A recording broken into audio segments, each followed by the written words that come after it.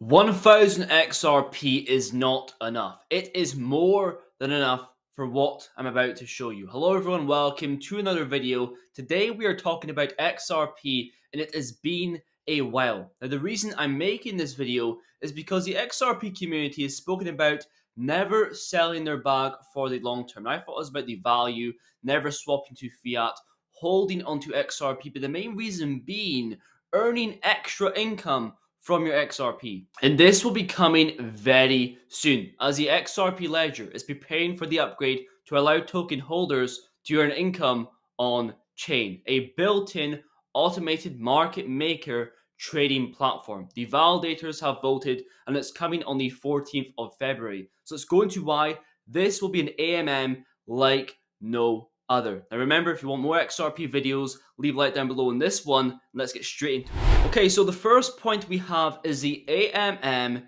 Explained. In the simplest way possible, you take your XRP and provide it as liquidity. The more liquidity, the more trading volume that is attracted. Then trading volume generates fees, and then the fees are paid to the liquidity providers. So for example, you providing your XRP. And now on to the current status. Well, when I was going to make this video, we were still in the process and 29 years were needed, and now we are at 30 with 85% consensus, and it's coming on February the 14th. So now that it's actually through, what can you expect? Well, first you have to understand you're not earning yield just by holding XRP. You have to make your XRP available to be bought and sold by users using the AMM. Then it's subject to market risk and impermanent loss, which we'll go over in a later point. But more importantly, how much yield can you expect? Well, it depends on a lot of factors, and the answer is right here by Nodos Finance. Make sure you go and follow them on Twitter. First factor is the liquidity in the pool, then the trading volume, then the pool fee per trade. So for example, let's just say fee in the pool XRP to USDC is 0.1%. You own 10% of that pool, and someone swaps $100,000 of XRP to USDC. The spread is $100. You get 10% of that, $10, and automatically added to your position. And so in short, as a liquidity provider, you earn trading fees when someone swaps two assets. A percentage goes towards you. Now, where will you be able to do this? One option is Nodos Finance. We also have Sologenic, but alternatively, just subscribe to the channel with the notification bell on for updates on when to do this and how to do this in the near future. And now on to the fourth point, we have risks. Well, we have David Schwartz here explaining what are the risks of losing your XRP. Now, I don't want to go into this whole description here. I will leave it down below for anyone wanting to actually decipher this. But the main thing that you have to remember is being a liquidity provider is not staking and it is not risk-free. Do not put your whole XRP bag on the line. If you do plan to start, use a small portion that you do not care about losing, a portion that is not intended to hold for the long term, but a portion intended for liquidity pools. And last, a point that is not written down here is how does this benefit XRP and how is this different to other AMMs? Well, not only does it outperform the Ethereum options, but no other AMM is built directly at the protocol level of a blockchain. This is bringing AMM utility and increasing demand for XRP. Also, David Schwartz has stated that the automated market maker is the automated money maker. Let's go into that. Automated market makers on the XRP ledger could be a game changer, uniquely positioning it to leapfrog other DEXs.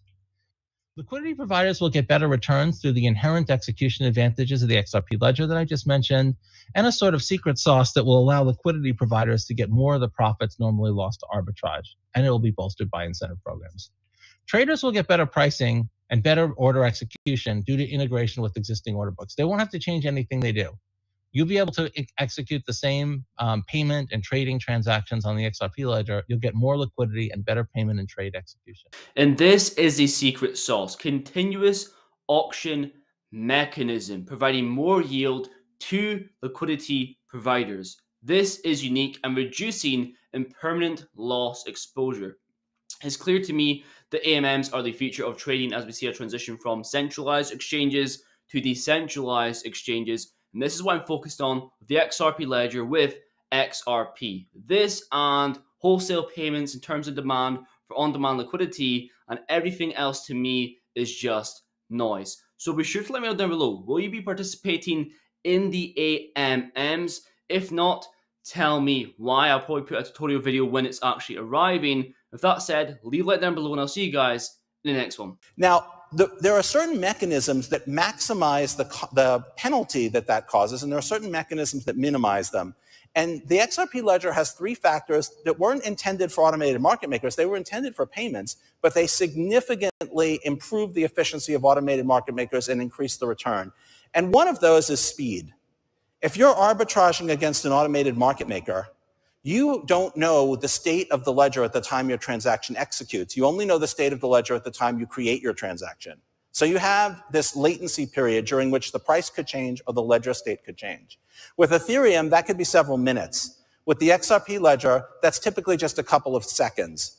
So that's a significant sort of inherent feature of the XRP ledger that makes arbitragers arbitrage more efficiently. And the earlier and the quicker an arbitrager arbitrages, the less loss the pool suffers. If an arbitrager waits until the profits are large, that means the losses are big, right? You want an arbitrager to arbitrage as soon as there's an arbitrage opportunity, which is the second feature. If it cost you $50 to arbitrage on Ethereum and less than a penny to arbitrage on the XRP ledger, you're going to make your arbitrage transaction more quickly.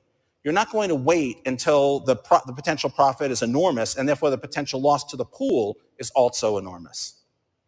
So the fact that the XRP ledger fees are lower is going to mean more of that money that would go to arbitragers stays with the people who are staking the pool. And that's what you want, because if people don't stake the pool, there's no liquidity. You want the stakers to reap the rewards of their staking so that there will be these deep pools of liquidity. And the third feature is fairness. How many of you here know what MEV is?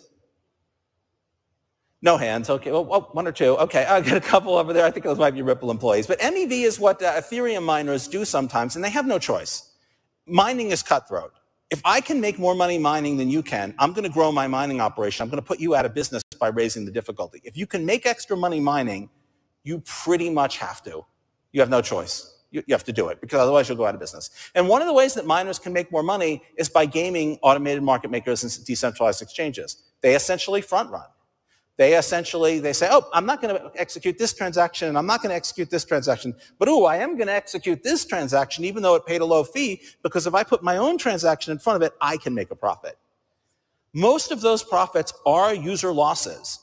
To some extent, this part of it is to some extent a zero-sum game, right? A front runner who makes money from a trader is taking money out of the trader's pocket. And you can't do that on the XRP ledger because the federated Byzantine agreement algorithm doesn't have there's no miner, there's no one sort of dictator of the moment who gets to decide what goes in the block. And so those three features of the XRP ledger that it's had, forever, make automated market makers work much, much better. And then with the mechanism that we're working on that will allow the pool to recapture much of the profits that the arbitrage makes, almost as if the pool were arbitraging against itself, we're hopeful that will incentivize very, very deep pools of liquidity on the XRP ledger that will make movement between tokens very efficient.